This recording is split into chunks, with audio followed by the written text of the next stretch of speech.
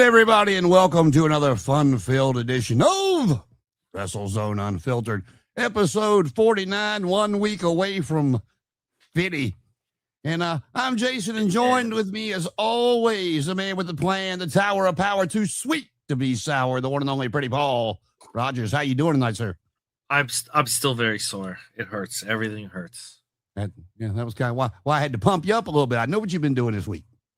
It still hurts. Yep. Even though we're halfway through the week. Yeah, I'm still sore. What can I say? Well, let's get into it then. Tell us about it. Who is the big reveal? Who is the mystery partner? Oh, Isaac Takeover. So a young man from, I say young man, he's in his 20s, from Ottawa, which is a few hours drive from here. And so he came out, helped out in a pinch. Unfortunately, we did not win, but just having that little bit of support was great. So, is he like the son or nephew of Johnny Takeover?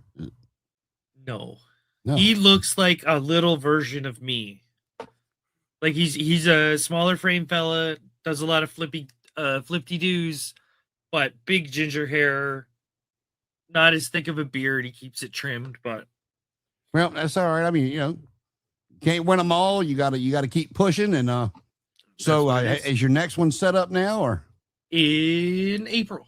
In April. So you got some time to recover, some time to reflect, to look back on what you could have done differently, and to avoid some, in the immortal words of Harley Race, just ask them what their finish is going to be and just I'll move. So, but it's constant, man. Ring work, man. It's just it'll all come together. I got faith in you. And then when that big time is ready, the pink suit and I will be on our way. Ringside, baby. We'll see how it goes. You might have to get your passport ready. Who knows? And you said you had a few little things you wanted to go into. So start us off, man. What you got? Well, I just went through the news of the week and picked up some of the smaller stories because I know we usually pick on some of the big stuff. Speaking of small things, it seems like Bianca Belair has really messed up her finger. Have you seen anything about this? Yeah, I mean, when she first went out, and God, I want to say it's been over a year ago now, or getting close to it. When she first went out, they were talking. The speculation was maybe,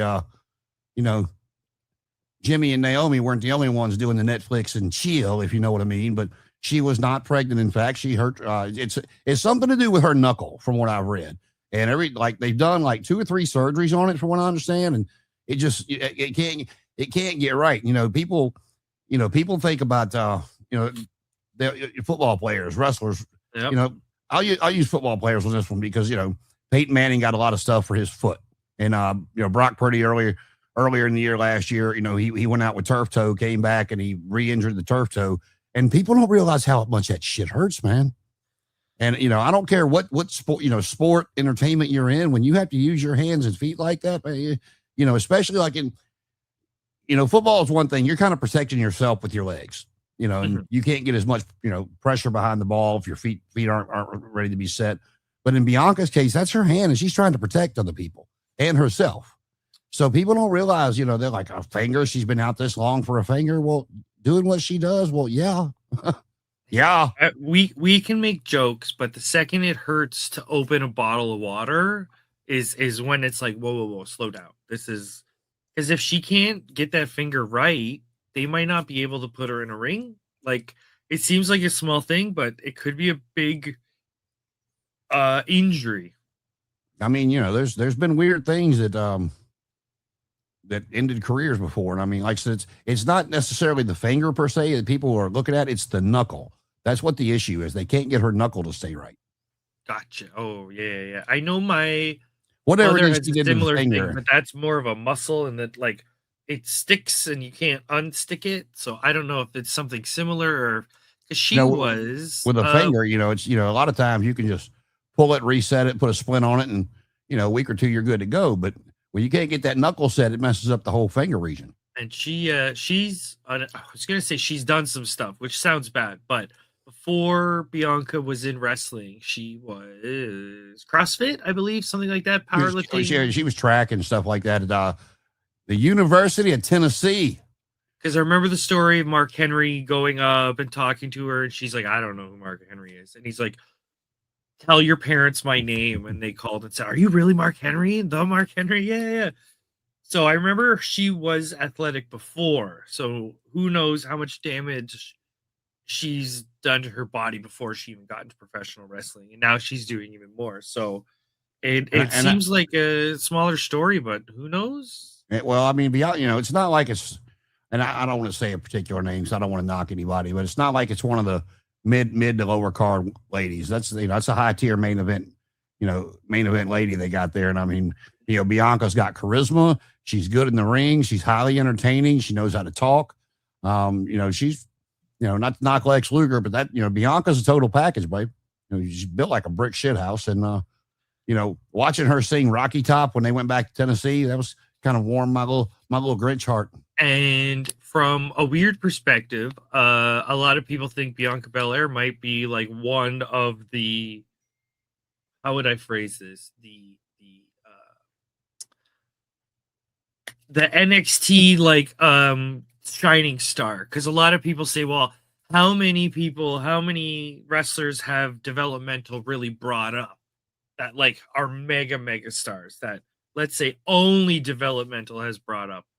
Bianca falls into that category, and she's I'm not big into the WWE, but I will say Bianca Belair is a star. Oh yeah, you see her at Walmart, you know what I mean? This is a star, people love her. So hopefully they can figure this out. Hopefully she doesn't say, what finger is it? Can I just cut it off? Can we go back to work? Here you go. Bring back the infamous black glove to keep it in place. Oh man. But yeah, weird story, but I thought, depending on how this goes, you might be out for a while. This might be a complicated situation. Yeah, it's been at least a year, right? Because it was either right before Mania last year or right after when she went out. So, I mean, she's been gone quite a while. Yeah. All right. So here's another weird story. So, guess who is officially having their first wrestling match? Do you want to give me a random guess on who might be the surprise person that's finally having their first wrestling match? I mean, first ever. This is going to be their first, I guess, real match. It seems. I don't know about training matches or whatever, but this is someone we've seen on. I'll give you a couple hints to narrow it down. This is someone who we've seen on AEW TV. They were a main character, and they're related to one of the biggest stars to be in AEW. Main character. Well, Renee Young, Brody Lee Jr. Oh, I did see some of that stuff, but he is I mean, he's grown a lot since the last time he was on AEW TV, but he's still 14, 15 years old. He looks like a teenager. I'm just saying, when I look at the photo, I don't see he does look young, but I don't see a child. I'm just wondering if he's 18 or if they had to somebody had to sign a waiver. He might be 17. I know. I haven't seen it, but I saw a lot of people talking about he cut one hell of a promo on somebody in the past week or so. Just going through the Reddit comments, apparently he's 14. Yeah. So there seems to be a little bit of controversy with Janela for this. Well, we're also talking about somebody that did the Kenny Omega thing and wrestled a doll or whatever it was he did. So okay, I'll respect the doll thing. That's just being weird. At least Brody's an actual human being. Joey Janela was also the person who got controversy not too long ago because they had Sabu's last match, and there was a little bit of talk about that because Sabu passed away not too much after or whatever. So Joey Janela is a little bit of a carny. I'm saying that with a little, respect to Joey because he's been around forever. But some people are looking at this as oh, It's good that Brody Lee Jr.'s can do something, can get in the business, and other people are going, he's 14. Well, take the age out of what you were talking about with Sabu and Janela. I mean, that, when Jerry Lawler had his heart attack on Raw, I mean, it's like the fans just dumped all over Dolph Ziggler, Nick Nemeth, whatever you want to call him. And Jerry had to come out and say he didn't do anything wrong. He didn't hurt me. Shit happens. Yep. I'm getting old, but Jerry had to come to the defense of Nick because and if you go back and you watch those 5 or 6 elbow strikes that he jumped on him with, he never touched him. I mean, if you watch him in slow motion, I mean, his elbow might have brushed quietly down his chest coming off, but Nick's a very safe worker. You can watch him and tell the way he does things. And then you had when Sting got his, no pun intended, stinger in the ring with Seth Rollins. I mean, everybody jumped all over him, and Sting had to come out and say that was not his fault. That was on me. I didn't tuck my head the way I was supposed to. That was on me. I think the Joey Janela Sabu thing is a bit more complicated than just like an accident happened, because it was like, I can't remember the specifics from what I remember. It was just a weird sort of series of events that just didn't make Joey look great.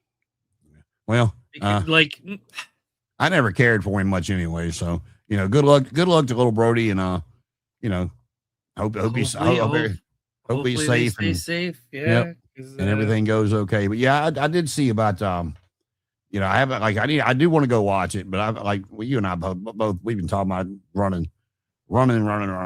So I'm afraid to watch any like wrestling promos while certain people are doing some work when I'm sitting there during the day, because I never know what's going to, even though I might have it on low or an earbud in to listen to it, you never know what word might get said that somebody's going to repeat and go, what are you listening to? I don't need that.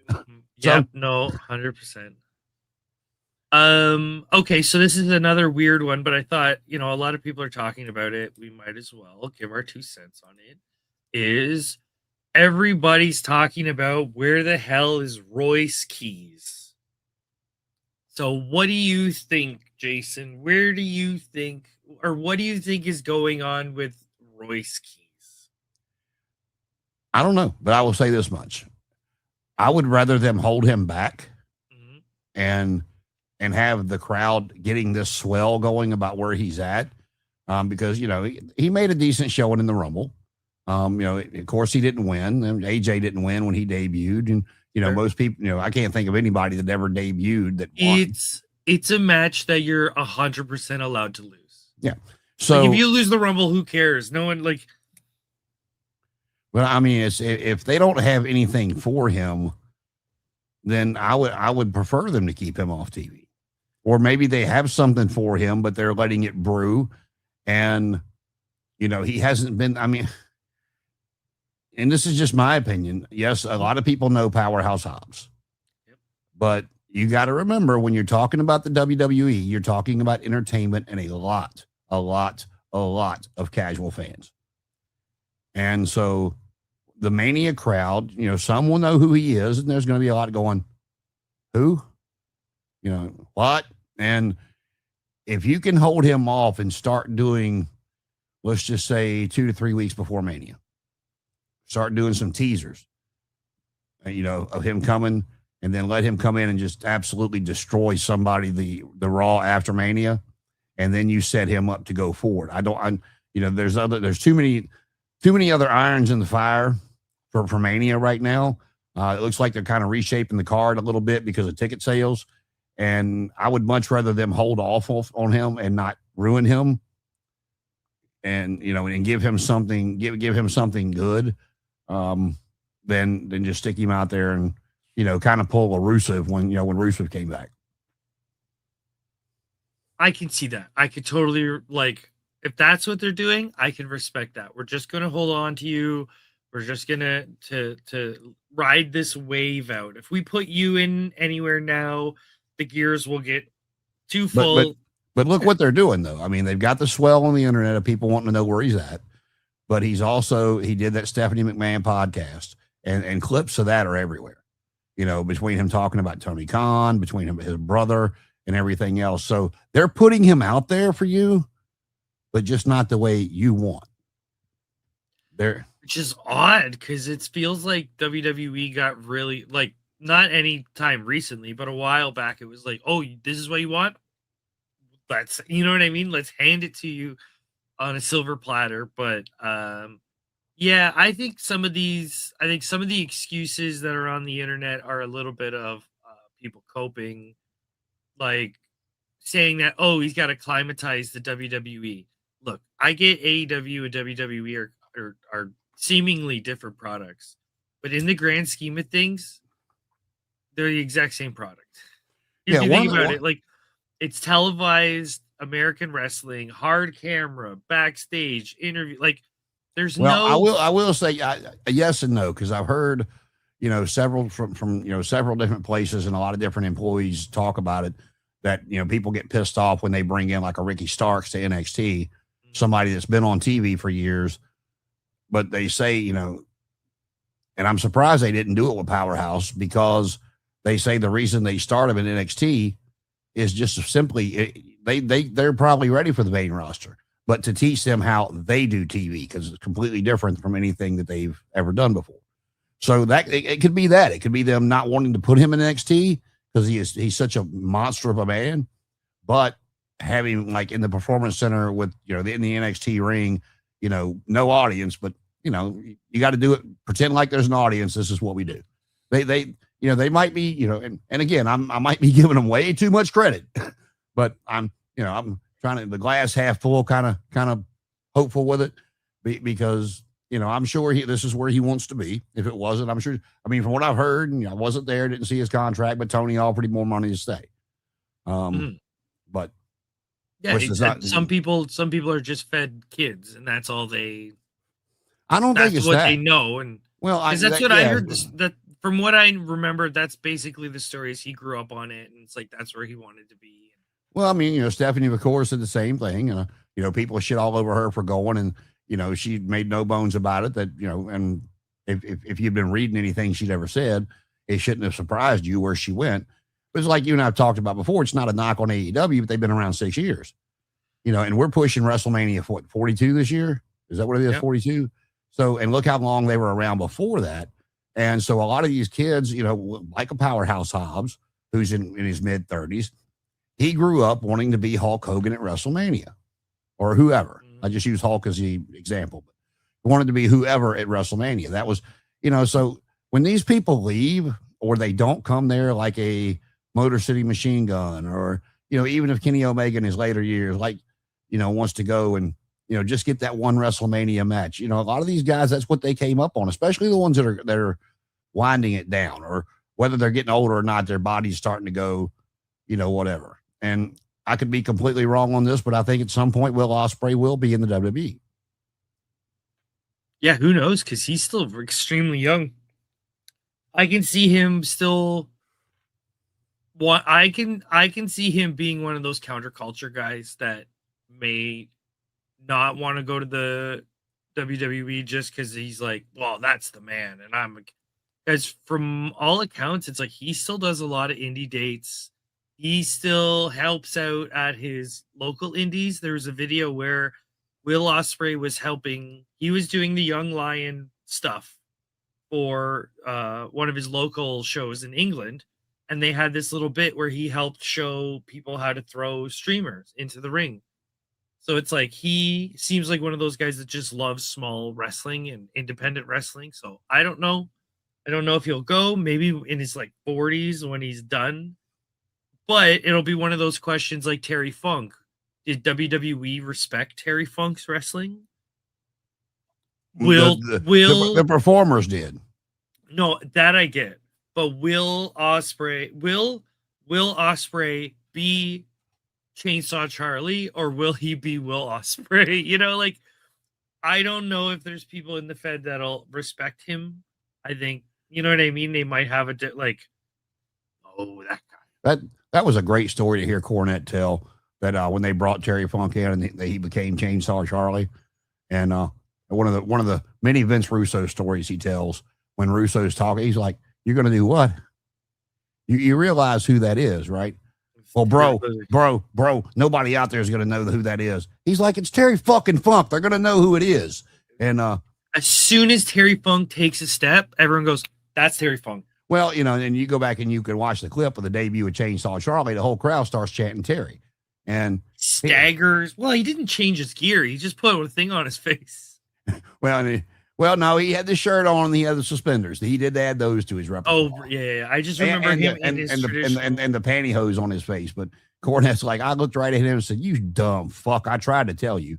But, so, I mean, but you take Terry Funk. I mean, look at how many people. That's one of the things I told you I hated about it in the 80s and early 90s. The cartoonish bullshit and them bringing in a 40-year-old guy and acting like he never wrestled. Well, it's like, look at what they did to Dusty Rhodes too. So I don't know. But Dusty got those polka dots over, man. I don't know how many people could have pulled off. Yes, but that's a what do you call it? One of the things that breaks the rules. You know what I mean? But well, it should actually teach a rule. It should teach you to take what you're given, and even though if you're given the gimmick to. They're setting you up to fail like a Terry Taylor with the Red Rooster. Go out there and get the sumbitch over so you can look at them and just go, go get it over. That's what Terry back then. Okay. Well, speaking of going from Royce that we're talking about isn't on television. Here's another person who's never on television and is going somewhere else. So Pete Dunne is going to be taking part in GCW Game Changer Wrestling's Bloodsport 15.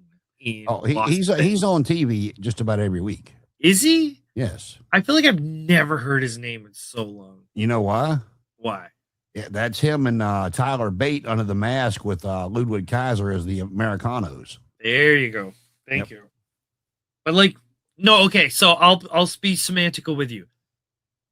He's not on TV then because it's someone else. Well, the funny thing about that whole gimmick and the reason those two came along is, first off, they didn't think Chad Gable was going to be out as long as he was. They were going to do it as a joke of, that's obviously not El Grande Americano. But Gable was out a lot longer. They bought AAA, and even though the crowd in the States reacts to Kaiser under the mask like, oh, dear God, they hear this again. But he has gotten it so over in Mexico. And so it might not be something people want to hear, but I'm almost positive that's going to be one of the two nights of WrestleMania, Grande versus Grande. Well, I'm excited that Pete Dunne can be Pete Dunne because I remembered him as the bruiserweight when he came into the he was great in it. Yeah, and then they brought him up and put him with Sheamus and was it Cesaro? No, I'm not. You're taking Pete Dunne, like one of the hottest rookies, like one of the hottest young stars, and they're just they brought it with Sheamus and Ridge Holland. They put him with as the Brawling Brutes and called him Butch, and I'm like, what? Now, is this a guy that would benefit from weight classes? Yes, he definitely would, because his style works in his weight class, because he'll fight guys that are flippy to you guys, and he's an old school brute brawler. That's fine.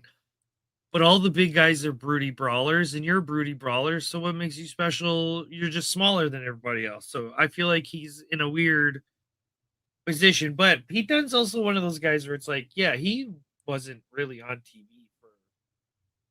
He went from being on there every week with the whole Brawling Brutes, and then they brought, like, when Sheamus got hurt and they split them up, and then Tyler Bate came back from his injury, and they became whatever the name of that tag team was and had the titles for a little bit. So no, I mean, he's another one that there's some of those guys. I'll compare him to Johnny Gargano.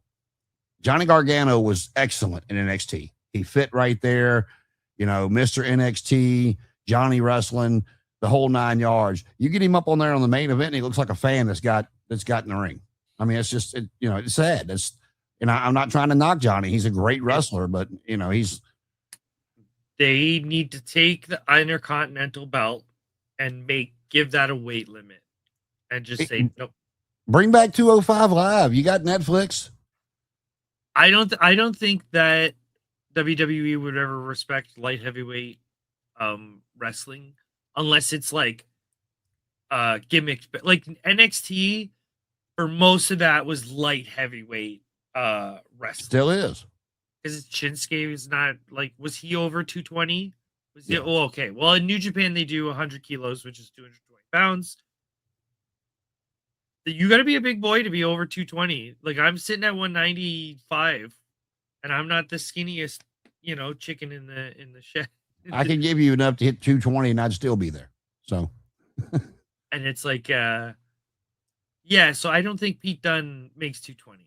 I think he's probably like a 180, 190. well, person, see that weight class to me, now it may very well work great in Japan, but over here, the years have shown us that it pigeonholed too many people, and that could rise to that main event level. And I mean, look at all the cruiserweights that got pissed off and left WCW and went to WWE and became main event players. Eddie Guerrero, Chris Benoit.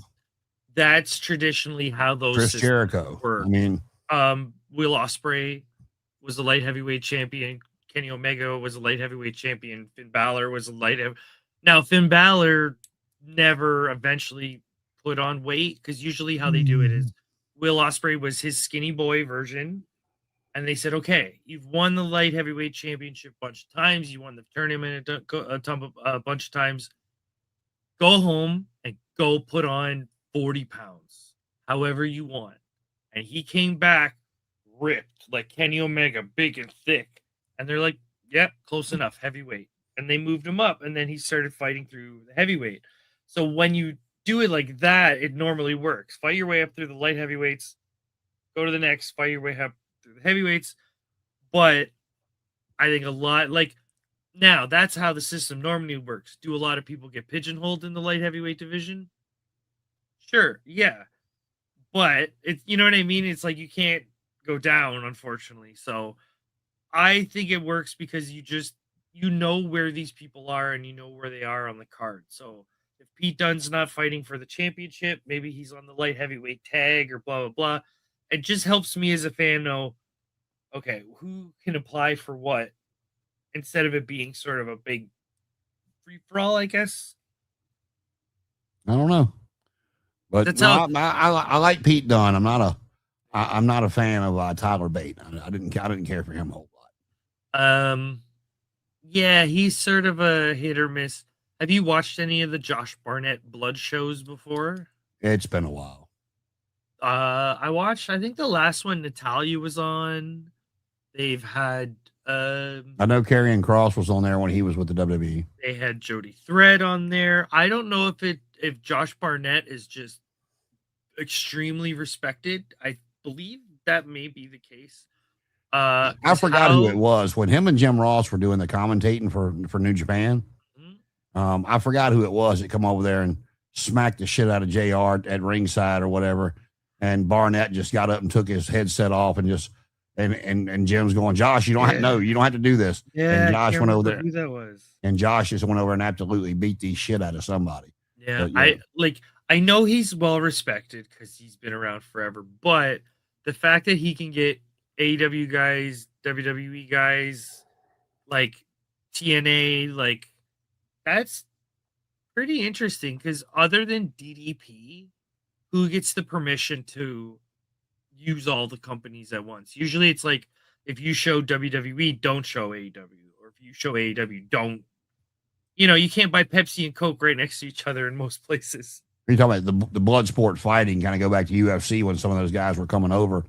One of the, Dan Severn actually did come to the WWE for a little bit. He wasn't there long, but he came. And the story that I read on that of why he didn't stay so long was it wasn't that he minded losing to somebody. He'd lost the NWA title. He didn't mind losing, but it was somebody that that Vince had set him up to go out there and lose to. And Severn's like, do you know what I do? Do you know what I'm capable of? And they said, Vince just kind of looked at him like, deer in headlights. He's like, if I go out there and lose to this dude, my credibility for what I actually do is going to be shot. So you can either figure something else out, or we'll just part ways and, call it a day. He was one of those I want to get the term right just because it's an old school, but it's like a hooker. Back in the carnival days, there was like, okay, you would go on stage and you'd be mouthy and you'd say to the crowd, if anyone could beat me, blah, blah, blah, blah. If someone could beat you, they'd go, hey, Rusty, we need you. And then Rusty would crack his knuckles. And this was like the greatest, like one of the better wrestlers. And they were like, shoot, great.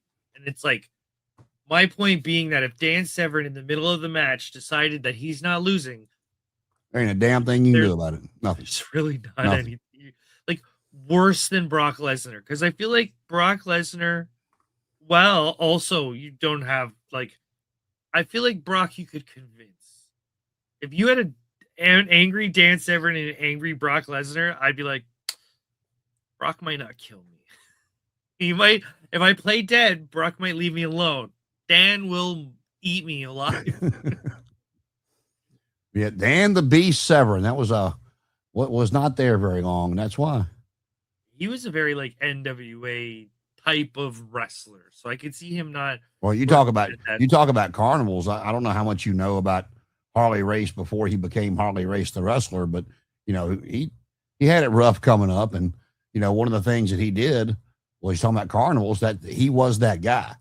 And, you know, you talk about, he's like, you know, nobody could ever beat him. They said, but in the rare occasion that he ran across, because, you know, it's like, no matter how bad you are, there's always somebody badder. And they said, in the rare occasion that Harley come across one of those guys, they said it didn't happen very often, but he had patent, and he knew exactly what to do. If somebody was getting better of him, he took that forehead and smashed it and broke their flipping nose, and blood would go everywhere. And then that'd be the end of it. So they said, you know, if you saw Harley at the carnival break somebody's nose with that trademark headbutt, you knew they were getting the best of him. The old Glasgow kiss, eh? Okay, speaking of getting the better of somebody, I saw something interesting that I thought, I don't know how the fans are treating this. I thought this was amazing if this is recent. Damian Priest breaks out of Gunther's sleeper to a huge pop. And there's a video of the crowd going nuts of Priest coming out. So I don't know if this was recent. It seems like I don't think it was, because I want to say that's probably when Gunther beat him either for the title or when he defended the title against Damian after he already had it. Because I do not recall an interaction with him. But you know, Gunther faced Dragon Lee Monday night, which was, you know, I was kind of walking around doing something, but Dragon Lee made it very entertaining, and Gunther unmasked him to make him tap out. Okay, so this is something that might be what these people are talking about. So I saw an article where people are angry that how did I say that? Dave Meltzer, okay. Ernesto R. Ciampa versus Sean Ross Sapp at the Meltzer after angry Mexican fans called the unmasked Dragon Lee photo culturally offensive. They don't care, typical of the American mindset.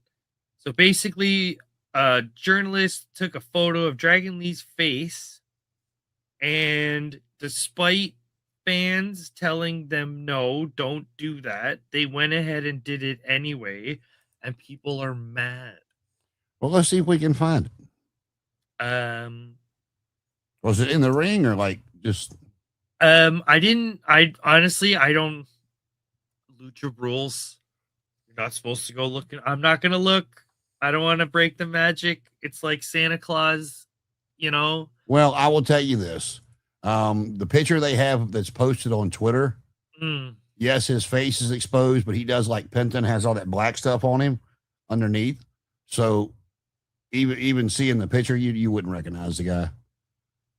So I mean, I get what you're saying, but well, okay, I'm not saying anything. I'm just reading off of it. That's what I was going to build up to is ask, should that be taken more seriously, or is this something that people should just get past, just get over it, move on? What do you think it's not a big deal? Do you think we should treat it as more of a big deal? Like, It's wrestling. It's different for everybody. I mean, you got to understand something, and this goes for the fans or anybody else. If Dragon Lee didn't want to take his mask off or he didn't agree to it, it wouldn't have happened. Mm-hmm. So if he's okay with it, who am I to say otherwise?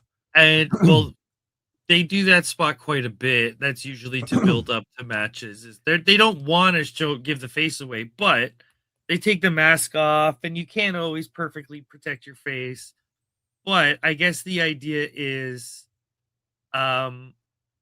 it's a weird cultural hiccup. I don't want to call it a hiccup. Sorry. It's a weird sort of tick, I guess, is people saying like, no.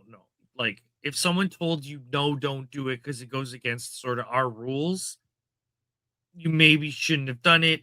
Now, if I go, this might be a weird, crazy example, but if I go to a new church and go to the front of the church and tell everybody that, Santa Claus doesn't exist, and then I go, what? Come on.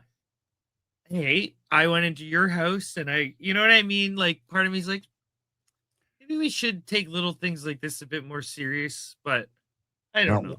I'm also a very silly person. So one of the coolest unmasking things I have ever seen was on AEW TV. And I cannot remember who they were against, but it was the Lucha Brothers against, I don't remember who they were facing, but Penta's mask where he wears that, where it's got the tassels on it, somebody had tied it.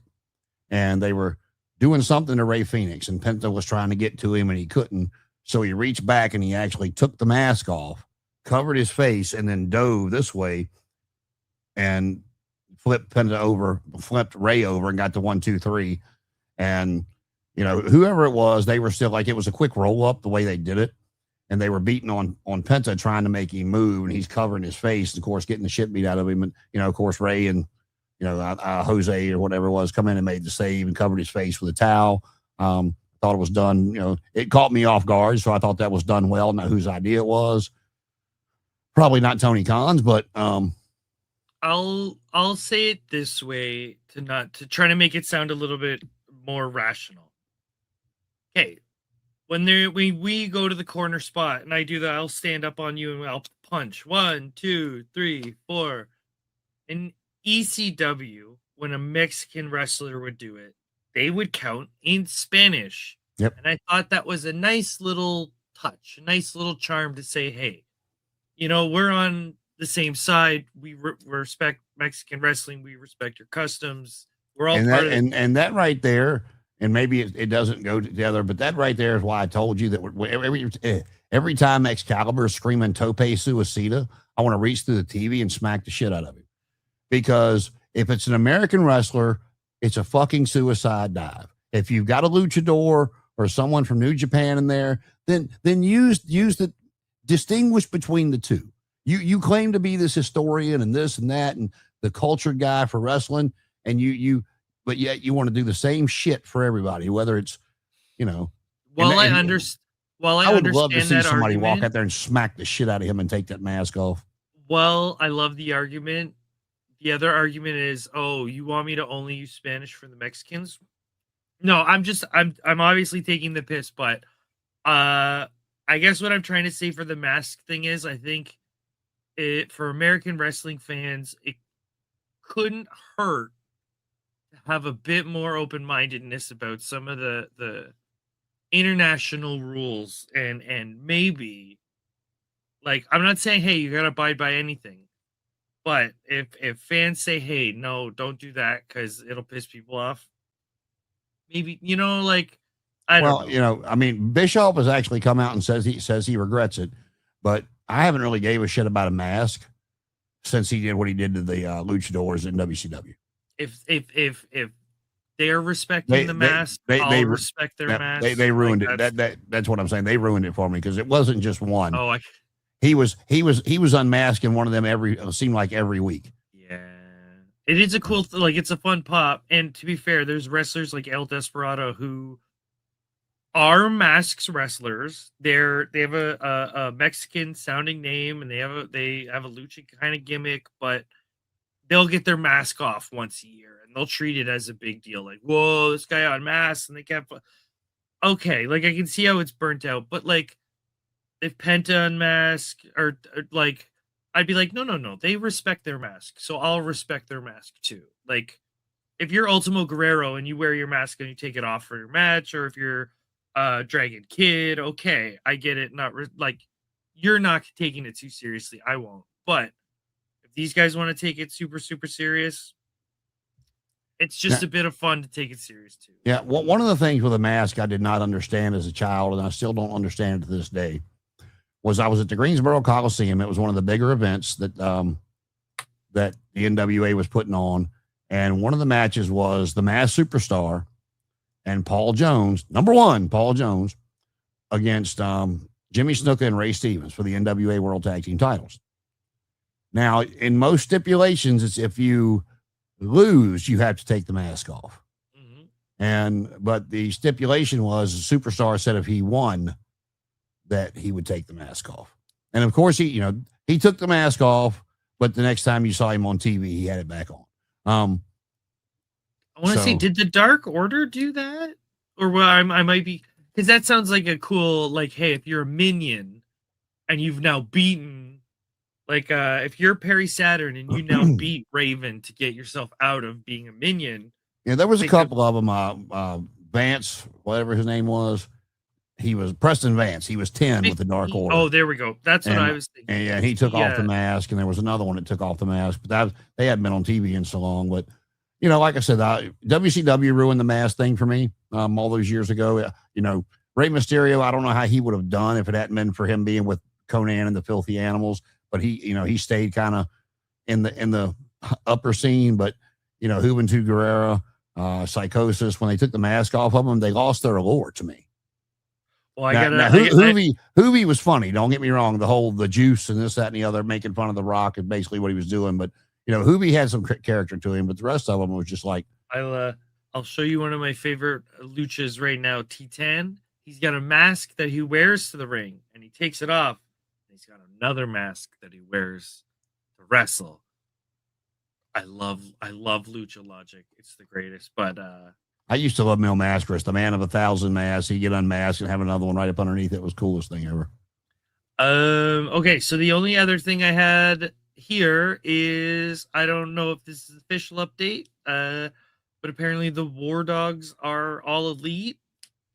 Yep, they had a match on there tonight against Darby and Orange Cassidy, and I want to say Orange Cassidy and Darby won, because I'm pretty sure that's what I heard, but don't quote me on that. Now, was that David Finlay, Clark Connors, and Gabe Kidd, or was it just Clark Connors and Gabe Kidd? I want to say it was just the two of them.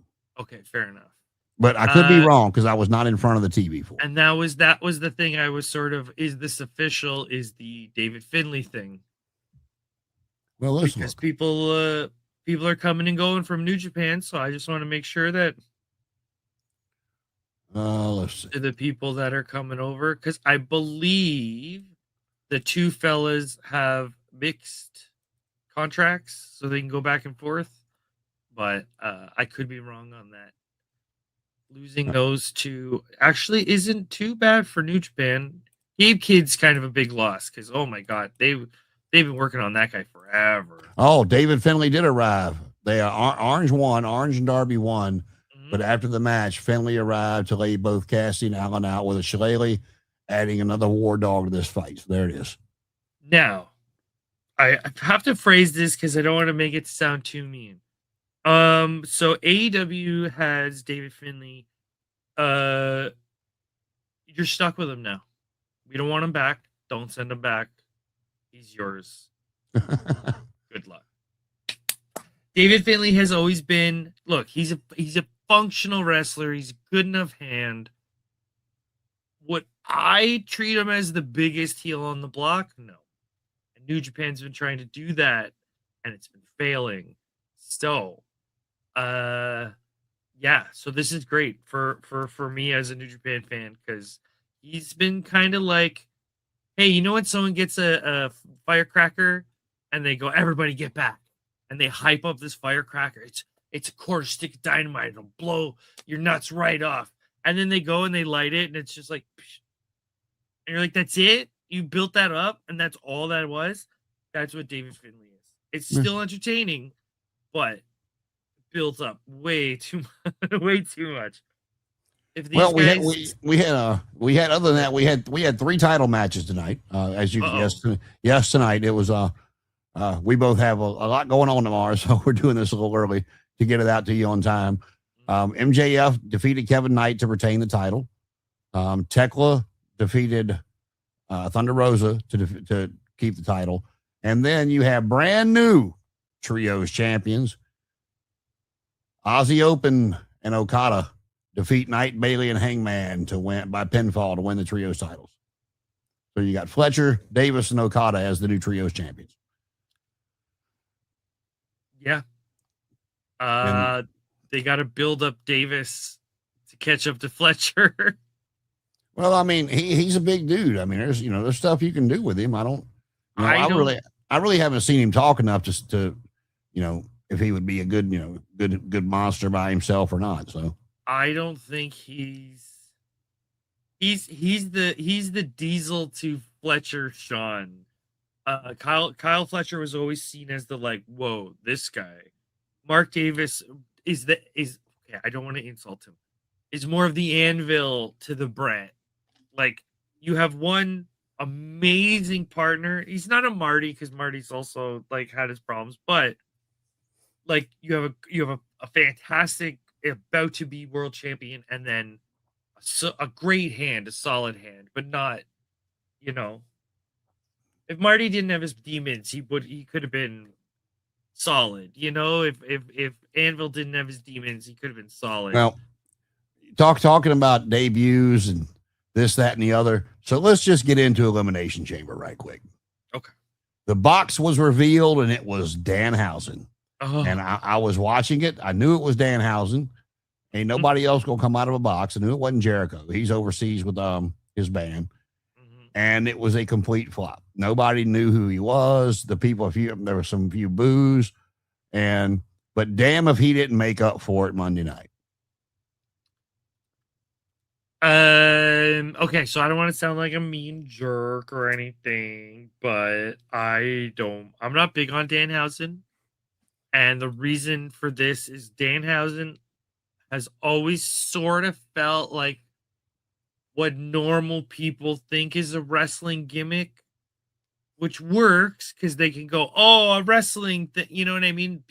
Normal people can kind of clue in pretty quick. But it doesn't necessarily apply itself too much to actual wrestling. Well, you've talked about the missing comic relief that wrestling's been missing, WWE in particular. Whether you think it's funny or not, AEW tries to do something that comes off as cheesy or give you a quick laugh, quick chuckle on every show. Whether it's it doesn't have to be very long, but Danhausen for what he's good for, for what his contribution to the company, no matter what company he's in. Yeah, no matter what company he's in, this is what he does. And if you allow him to be himself, he does it well. He will sell a ton of merchandise for the kids. And well, let's see if it clicks for the WWE, because I think that might have been the problem for AEW is, okay, his gimmick is great. When you look at him by himself, you can kind of go, okay, his gimmick is great. He knows what his gimmick is. He's got a voice. He does all this stuff. But then you go, okay, well, what do we do with him now? What do we like? And I think they have a plan. Again, I could be giving them more credit than they deserve, but the segment starts off with Adam Pearce in the back, and he's on the phone, and it's apparent he's on the phone with Nick Aldis, and they're discussing Danhausen, and you hear Pearce, no, you can have him. I really don't want him. You can have him. He's fine on Friday nights. And about that time, here comes Danhausen walking up. Pearce is like, oh, got to go. Hangs up the phone, and Danhausen starts giving him all these damn demands. He goes, his whatever housing list he called it, and it's like this. My blimp. He had this wet piece of paper, and Pearce is like, why is it wet? He goes, I dropped it in the toilet, and Pearce is like, a bag of human children's teeth. That's but then here come the Judgment Day, And Dom got smart with him, and he did his little, "You're cursed," and then he disappeared. And then Dom goes out there and loses the Intercontinental title to Penta. So if they do it right, because Dom's got that comedic side to him too when he wants to be funny. They've given him the right guy to do it with, and you put Dom on a losing streak, and make him go out there and lose next the AAA title, and make sure Danhausen's at the show. Again, for anybody expecting Danhausen to go out there and give you a quarter of a Shawn Michaels match, it's not happening, man. That's not what he does. It's not what we're doing here. Yeah, either appreciate the comic relief from it, and he's got good comedic timing if they allow him to do his thing. And again, he'll if you got kids, get ready. If they watch WWE, get ready because they're going to be wanting Danhausen stuff, and that's what he's there for. I thought it was funny because I was thinking about Danhausen in the Fed. That doesn't it sounds like it works, but in my head, I'm like, that's not going to work because they're not going. If you think they don't take Johnny Gargano seriously, have you seen Danhausen? They're not taking his. And then someone said Dom, and I went, Dom would make this work. Dom's smaller. He's not Big E. I remember, okay, so to give an example of what I meant by Johnny Gargano is there was a time where he tried to DDT Big E, and you could see a pause in Big E, like, should I be selling for this guy? Because he's third of my size. He's not as big as my calf down here. So now, Dom is not massive. Dom is a smaller guy. Dom's funny. Dom's got that Eddie gene in him. You put Dom and Danhausen together. Okay, that's a little bit of fun because Danhausen's magic does not exist. Dom's just in his own head thinking it exists. Yep. That's a fun storyline. Absolutely. And like I said, if that's where they're going with it, then it'll be fun to watch. And then you can have the other part of the Judgment Day be like the straight man, like have Finn Balor be like, what are you talking about? Like the well, if you saw Elimination Chamber and what's been leading up to this as well, Balor is on his way out of the Judgment Day. That might have that might play into the storyline as well. I mean, there's different ways they could go to still make it work. But like I said, this is what Danhausen does if you've never seen him before. And again, you'll chuckle, your kids will like him. And but again, it really did flop at the Elimination Chamber. And and I'll get your opinion on this. I said they didn't do him fair on that. And the reason I say that is the NXT crowd, they're your AEW crowd for the most part. They watch both. They're passionate about both brands. So kind of like when Ricky Starks debuted in NXT and got that humongous pop. If that would have been an NXT pay-per-view with those, 10, 11,000 people that they get for those pay-per-views or PLEs, whatever the hell you want to call them, he would have got a huge pop. But on the main roster in Chicago, it flopped. I think there's also, they shot themselves in the foot a bit because WWE has always had this. If it's not WWE, does it exist? Now Penta and Ray, like Phoenix, they pass the airport test. You look at them, whoa, Phoenix, whoa, you know what I mean? A lot of these guys, powerhouse obs, you just look at them and you go, whoa, that Hobbs, he looks great. That's why he's interesting. So at least they passed that sort of first glance test. They look cool. It's like they're cool because they look cool. They're cool because they're big. Danhausen, you go, oh, what? No one explained what Danhausen was. So I think a lot of people are like, one, he was an indie talent that hasn't been on the indies in a couple years because he was with the, you know what I mean? It was like they could have done segments teasing the eyes or something to go, this is sort of what Danhausen is before, like, because what did he do? He came out with the girls, they all did a big fun dance, and he poofed, and they yeah, it kind of looked like a skit from Wednesday, which is fine. Like we can have a bit of like variety show, but I think that might have been out of left field. Like everyone's like, what is this variety show bullshit that we're watching out of nowhere that's not unexplained? We know Danhausen. We know what we're getting into. But I think the crowd that night might have went, what the hell is this, guys? What are we watching? Well, like I said, so I'm interested. Saturday, I was kind of like, oh, poor Danhausen. But then Monday, I'm like, I got to, I'm okay. Let's see. Especially, it was funny enough at the beginning, but then when Dom lost the title, I'm like, okay, let's see where they can take this. But we'll go through Elimination Chamber real quick. The two, Okay. CM Punk and Balor had a great wrestling matches. I knew they would. Punk retained. Nothing surprising about that. It was a clean 1, 2, 3. Nobody interfered. Balor shook his hand after the match.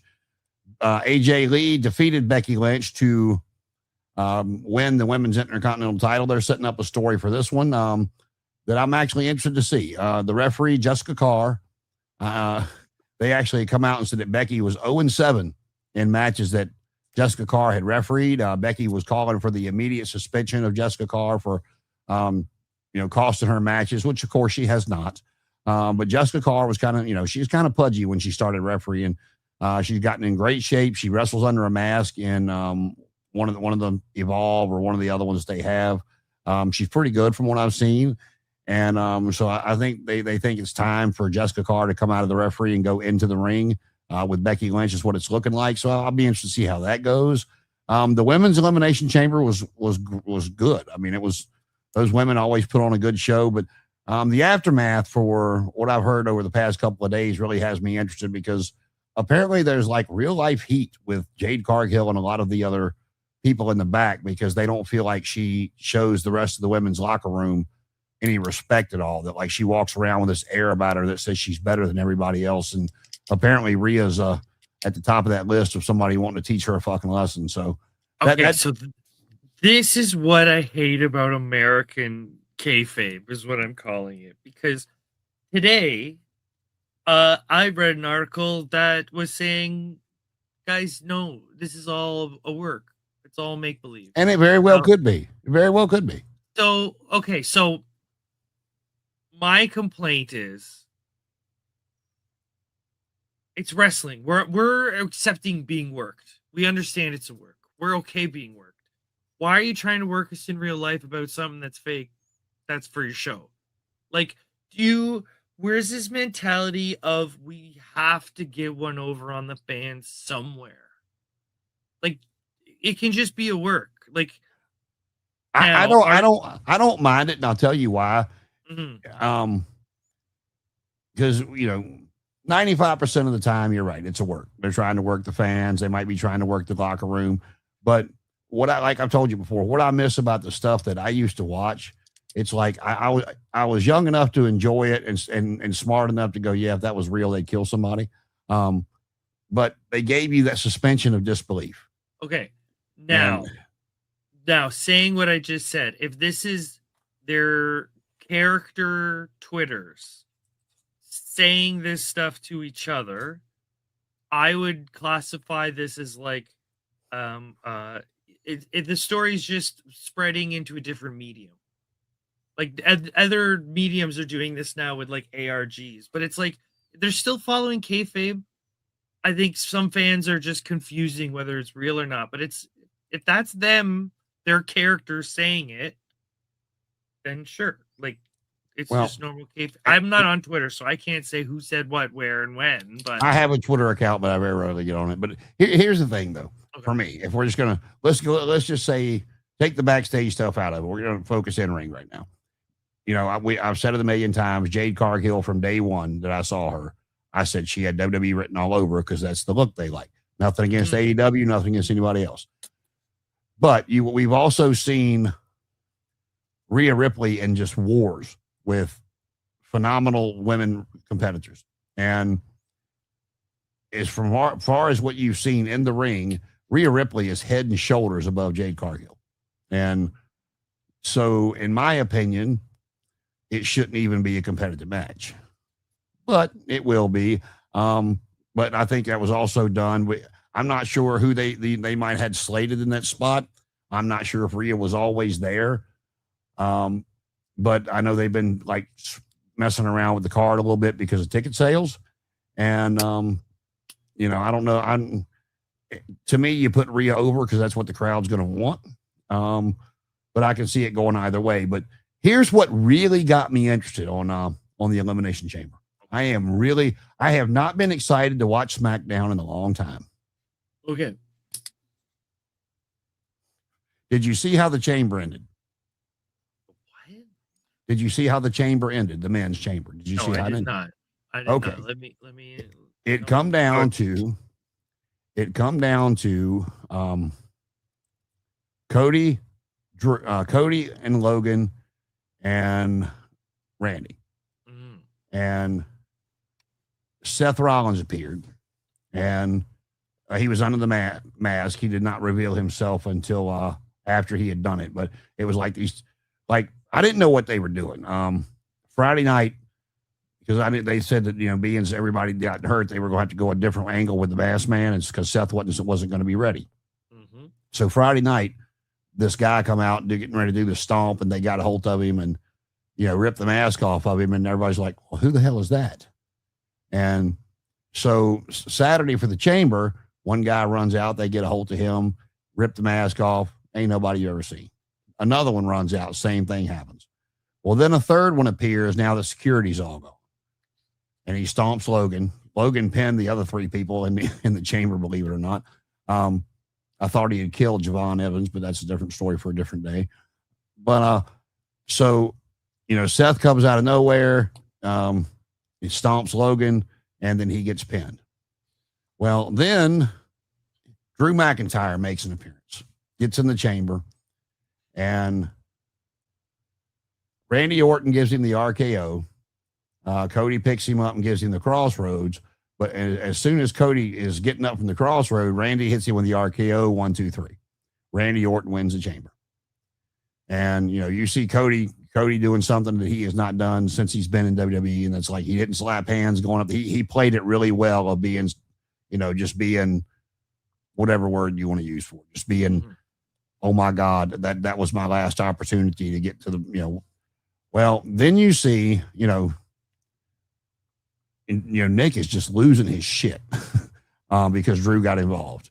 And so Nick comes out at the desk on the post thing and says that, he's like, he apologizes for interrupting him, but he has something he wanted to say. And he took the microphone and he said, Drew, I told your ass to stay home, but you're so hell bent on Cody not getting another shot. You couldn't listen. You had to do this. You had to do that. So guess what, big boy? Friday night, you're defending that title against Cody Rhodes. And so here comes Drew, and he gets all up in Nick's face. And if anybody's familiar with Nick Aldis, he is jacked. He is a big boy, great shape, still in his 30s. And Nick takes his jacket off, and they're face to face. And I was like, oh, shit, are we going to get Cody Rhodes winning the title and get Nick versus Drew at WrestleMania? Are we finally going to see Nick Aldis in a WWE ring? And I got excited for it. Mm-hmm. So, and I mean, they could go a different way. I mean, because, Jacob Fatu's in the picture. Sami Zayn is on the precipice of a heel turn. They got all kinds of stuff going on SmackDown. But, the way they played that up, because like I said, I know they're doing some tweaking to the card because of the lack of ticket sales. But, you're getting Cody versus Drew for the title. And, with Randy in the picture and Jacob Fatu and Drew and Cody, they might turn it into a 4-way at WrestleMania for the title.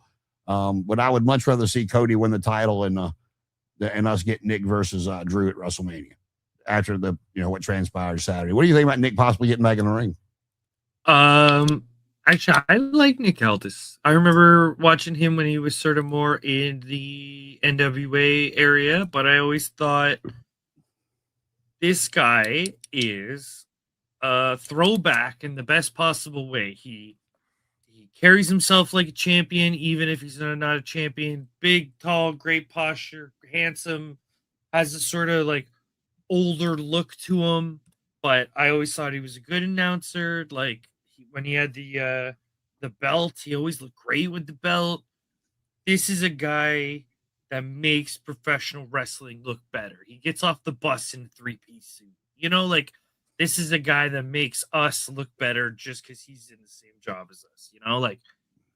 So I like Nick Aldis. I think he's in the better place for him, but hopefully we get some matches out of him. Like if he's one of those guys that special attraction, he comes Well, back you, once you every see, yeah, 6 months or you see so. all the time that Adam Pearce looks like he's about to stroke out in the back, getting mad and this, that, and the other. And Aldis is always the calmer one. There's that's not the way this is going to go.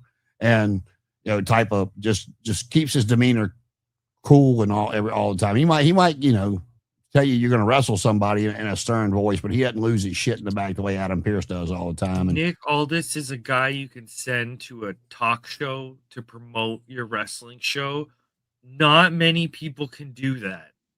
Like some people don't make wrestling look great when they do that. Like, okay, if Darby Allin's going on talk show today, maybe he isn't going to make wrestling look too great. Yep, he got kicked out of an Uber for doing an interview on the phone. Nick Aldis will show up in a looking great, and he'll be polite to everyone. He'll shake everyone's hand.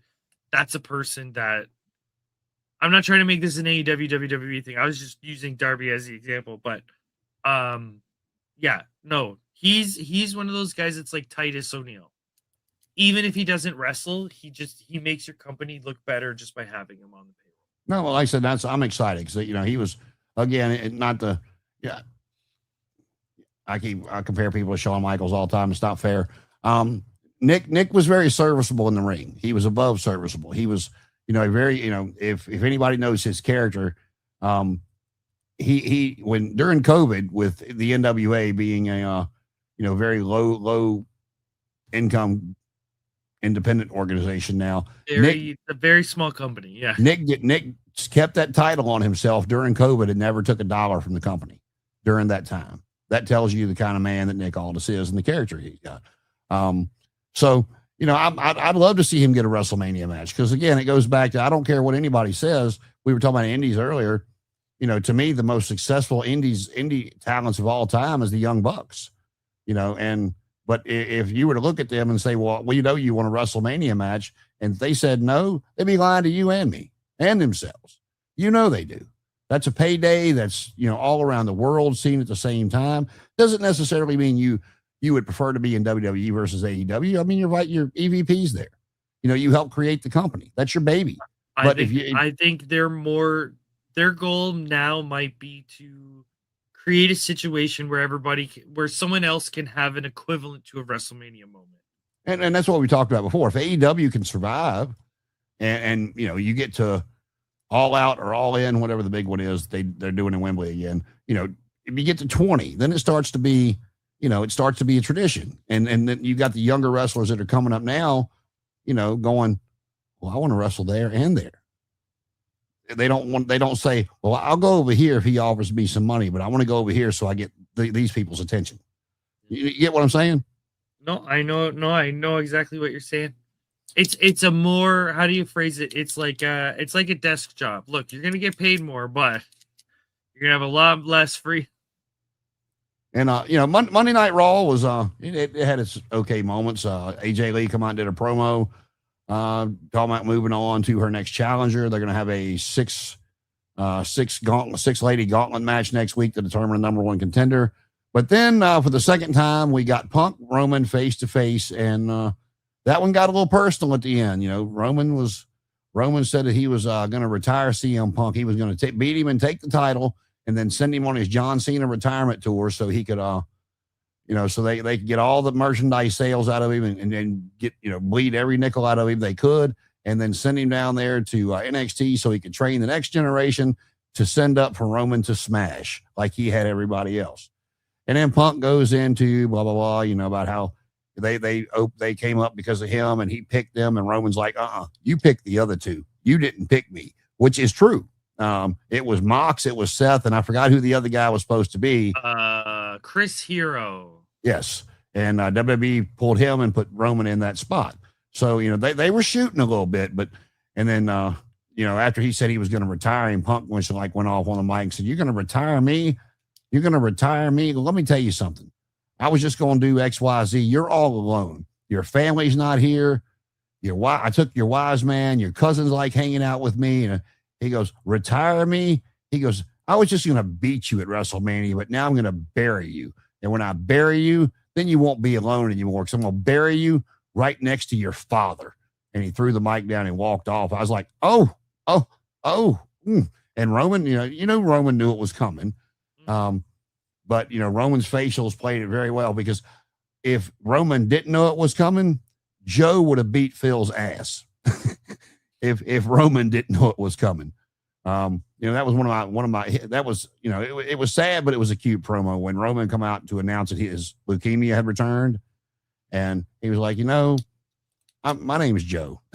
And I was like, oh, he was being very appreciative and just, it was sad, but it was cute the way he did it. He come out and just very humble and, nothing like his character, you know what I mean? And it's just, but yeah, if he didn't know that line was coming, yeah, Roman would have went out the window. Joe would have been whipping some Phil ass, but 100% that he knew. And there's a 50% chance that he's the one that suggested it.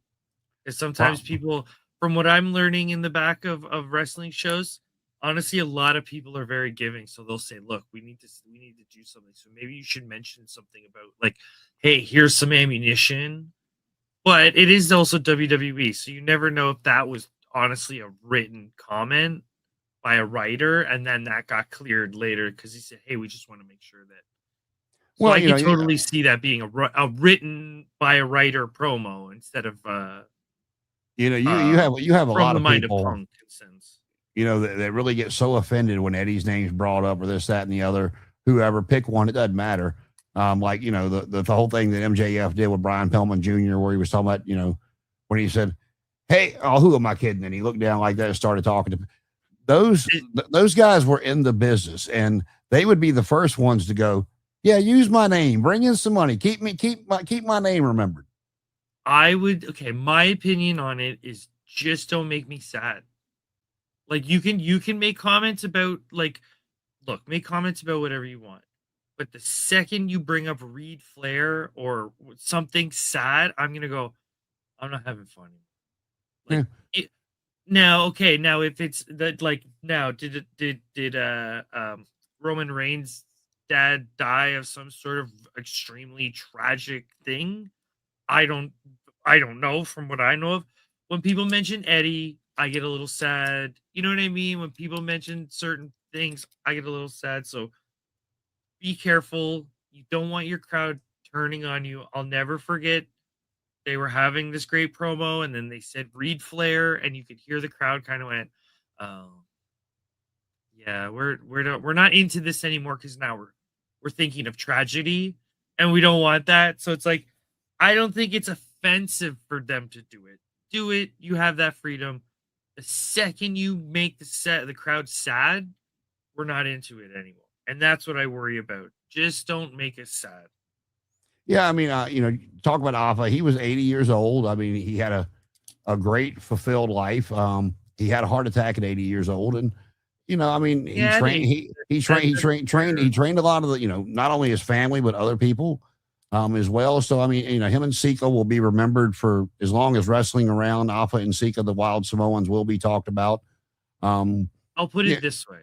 If anyone were to ever say anything negative about Owen to Brett, even in kayfabe, there'll be hands. No. It's too. And that wouldn't happen. But if you bring up Owen, now would you say something to Brett about Stu? Sure, yeah. Stu lived to be like 1,000 years old, so it's you know what I mean. It doesn't have that same thing. So bring up stuff, just don't make the crowd sad. Is all. Same situation but different. It's kind of like no, you don't mention Owen because of the tragedy that it was, and you don't mention Benoit because of what happened. It's too. Those are two. But somebody like Eddie, Eddie was tragic, but it wasn't. It's not an Owen. Oh, anytime somebody goes, it's tragic. Like I said, no matter whether you're, Well, he was fairly young, I guess, is the more specific way. Should we? Oh yeah, he was. I mean, but all of them that passed for the most part, especially those guys that came up in the mid to late 90s were young when they passed. I mean, whether they're 9 or they're 90. You always left wanting more time. The trick is to be, grateful for the time you had, and that's something I've had No, to learn to live with. I get that, but when you're trying to have fun and you mention an old person who passes away, everyone kind of goes, "Oh, okay." But when you mention a young person who passes away, everyone kind of goes, And "You know I what I get, mean?" It's a I different. It's do, but like, I like I said with Eddie, you know, he grew up in the business. yeah, He was drinking the business when he was old enough to start walking and talking, and people, you know, people like that. When you give your all to the business, like I said, I don't 'cause who think. was the other person you Pillman? That was the example. Pillman, it's like I'm okay with that. Pillman was, you know what I mean? That fits more for his. I'm not too sad with Pillman. It's like, oh, that's sad, but we can move on from Pillman. Yeah. Well, yeah, all I'm saying with it all is I can't think of anybody that's ever been mentioned that if they were still here and asked, "Hey, when you die, can we say this?" They'd be like, "Ah, say more." You know, Reed Flair. That's let me give you some more. Well, and you know, Reed was tragic, but I don't think he would no, have I a know. problem with I it. just use that as the example of that's the one that was I I guess fans treated that as the one where it's like too far. That one's Yeah, no. We're yeah, let's that go. Let's walk that one back. it was Yeah. distasteful, but I don't like. Again, I go back to Reed coming up in the business, and he really wanted. You know, it's a shame that we never saw what he could have amounted to because everybody had such, you know, Yeah. praise for him on how good he Like was in the ring. don't nobody gets to make fun of the Von Erichs. It's too sad. Don't you know what I mean? It's like And I'm I know sure they're you doing could, better yeah, now, I'm but you sure know you what I mean. could probably find tape of somebody making fun of the Von Erichs. I'm sure there's somebody that makes fun of Jim Duggan too, but Well, so just quick closing thoughts here. Do you think Cody shit Punk and Roman is going to be the biggest match of the WrestleMania weekend, or you think somebody might outshine it? look, I'm gonna phrase it this way. I hate the idea of that match. It's probably gonna be the best match of the WrestleMania. It's probably gonna be the big shining light. I don't know. Part of me is like the two guys from 10 years ago are still your main event. I'm not too Well, it I'm looks not like too they're. too It too looks like we're going to get Seth Rollins and Logan Paul, um, or we might get, you know, because of the Usos got attacked. You might get Austin Theory, Logan Paul against the Usos. I don't know. I don't know if, you know, Seth's got to be cleared for him to come back and do the stomp that way, or at least cleared enough to do that. And they're going, yeah, he'll be ready by WrestleMania. But you know, you gotta. I don't know. To me, you gotta punt and do something with the vision because you know Logan Paul and Austin Theory are not going to carry that main event scene like that. Braun Breaker was your horse, and Bronson Reed made a good, thing for your Fantastic Four. And you got Logan Paul as the Human Torch, and you know Austin Theory as your Invisible Woman. But Paul Heyman actually took a stomp in a chair on Monday night. Oh Um, my god. he didn't take the stomp very well because when he got up and they rolled him out, he had blood all over his face, so he didn't take that stomp very well. But yeah, old Paulie took his once every 5 year bump, and but they're setting Seth up for something. But I hope they have somebody in mind, whether it's bringing Karrion Kross back or somebody in mind to step in and you know do something with the vision until Braun Breaker and Bronson Reed are able to come back, or they just say, you know what, Danhausen has cursed this whole group. Let's just scrap it and start from. He's the reason. There you go. Retro. Yeah. But yeah, I mean, there's like I said, I'm interested for SmackDown. I want to see how it goes because, like I said, it can go one of two ways. You know, Cody beats him, and then you're getting Cody and Randy at WrestleMania, and people will find that match interesting. And then me wanting Nick versus Drew because Nick be the one that put Drew in the title match. Because he kept interfering. Or, like I said, they could go a completely different way and put Jacob Fatu and Cody in the match with Randy and Drew and have a 4-way, which I'm not a fan of. It, like a WrestleMania type. I want a good story, one-on-one blow off at WrestleMania. I don't want to go into the Monday after Mania with that was our season finale. We're going to the next season now. Is So what I want for the Monday after Mania. You're saying you don't want a McMahon in every corner?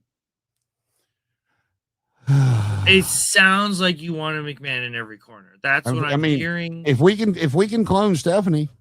Was that not that was what, like Mania 20 or something, where they really didn't have like a big they're like, oh, these 4 major stars, and that was like, oh my god.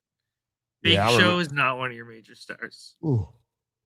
Excuse me. Well, I'm going to end it up and wrap up with a big congratulations to Axe and Smash of Demolition, who finally are going into the WWE Hall of Fame. Well overdue.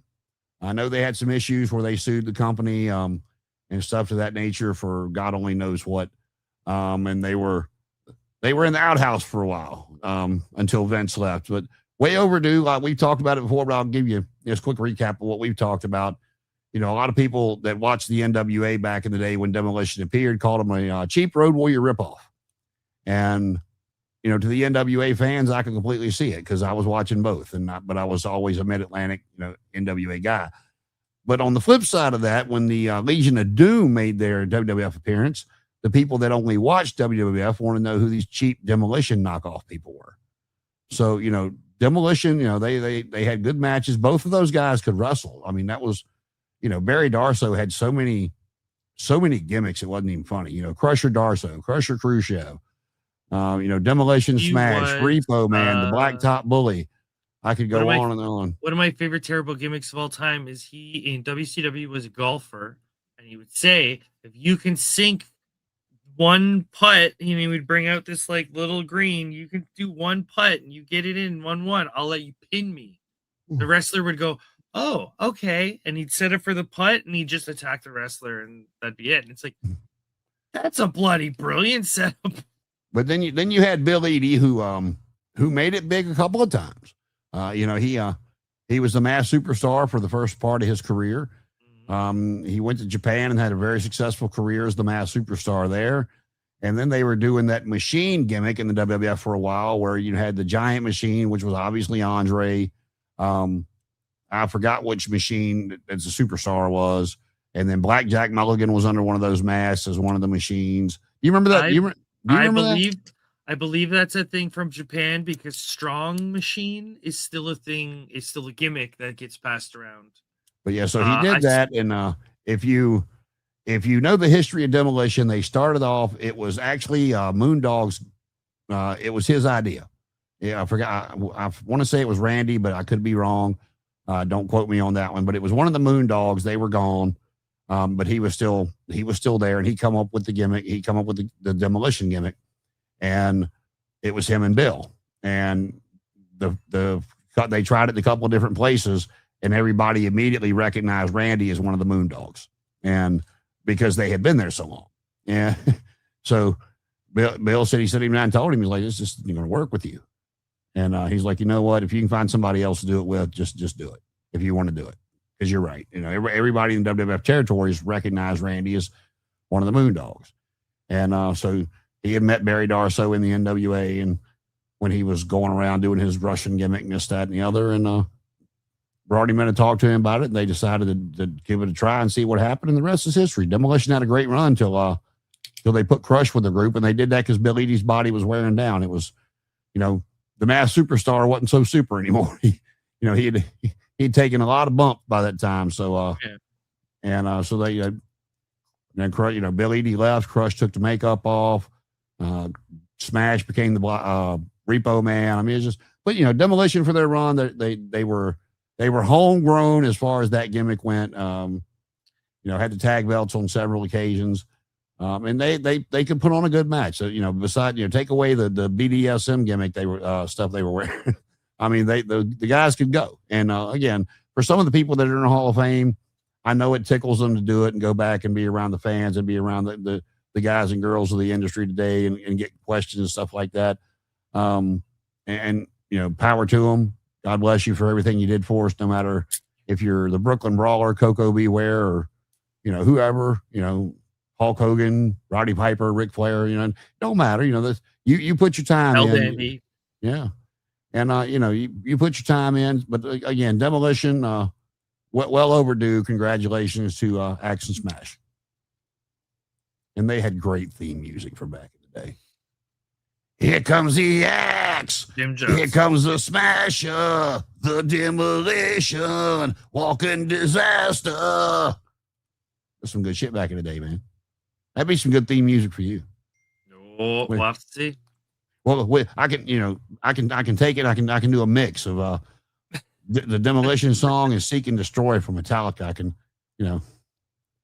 mix them on Oh in my, there. Rob Van Dam? Come on. Maybe. You never know. So your next match coming up in April, is it a tag match? Is it a singles match? Or? I don't know yet. We got to see what's going on. I know that I'm asked to be there. I'm asked to bring gear and all that, but I don't know what the booker has in store. So we're going to find out who I've pissed off this time around and who I got to fight, but we'll see as it goes.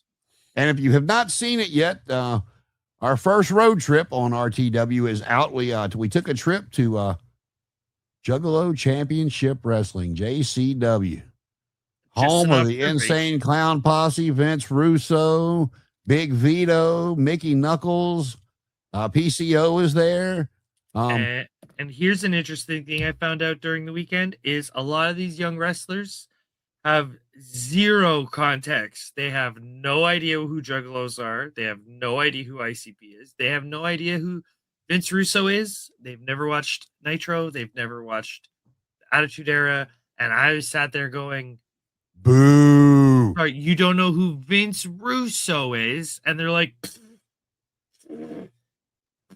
so yeah, I thought that was an interesting development, I guess we'll call it, because I was just so baffled. But I guess it's something of more of our era than theirs. So, well, I never got to watch Vern Gagne or Lou Thesz or Bruno Sammartino live. They're also not booking our modern television show. So but I knew who they were, when I was watching Ric Flair and Hulk Hogan and all that stuff is all I'm saying. So I will say there's a different expectation for some of these young people to know about older wrestlers, but that is a different conversation for a different time. Well, we got another one coming shortly. When we get around to it, we're going to try to do it at least once or twice a month. Where is the good old RV taking us next? Tokyo Joshi Pro Wrestling. I thought we'll do something with another company with a bit more character. All right, so the hell with the RV. We're getting in the airplane. That's fine. Okay, got you. The first episode's up. Check out and get down with the clown on the first road trip with the RTW. That's on our YouTube channels as well. Paul's on YouTube, Instagram, and everywhere else. What are you at? Just Paul Rogers Wrestling. And I'm everywhere on JCB Ingram. You can find us on the All Elite Zone 1, this, that, and the other, all kinds of goodies. Connor and Mr. Jacob still doing some live reactions, and I'm just too ADHD to sit there and watch a 4-hour show with a pair of headphones on. But that's me.